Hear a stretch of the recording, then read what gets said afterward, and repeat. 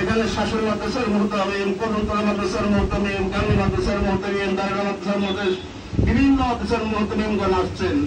সবাইকে কিছু সময় দেওয়া দরকার, কিন্তু সময় বেড়ে যাওয়ার কারণে আমরা একেবারে সংক্ষেপ করতে চাচ্ছি।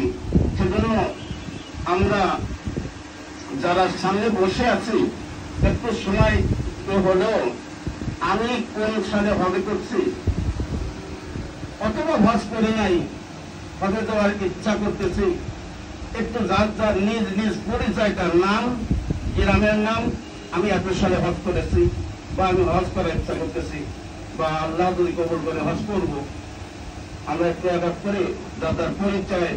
আমি মাওলানা নিজামুদ্দিন, বাড়ি ভোজগাতি, বাংলা মাদ্রাসার মুহতামিম হিসেবে আছি। আমি 16 সালে গেছিলাম এবং 23 সালে গেছিলাম, 2 বার মুফতি আমানুল্লাহর সাথে গেছিলাম। আলহামদুলিল্লাহ, পর্যাপ্ত একটু কষ্ট হলেও সামনের থেকে বড় একটু বললে ভালো হয়।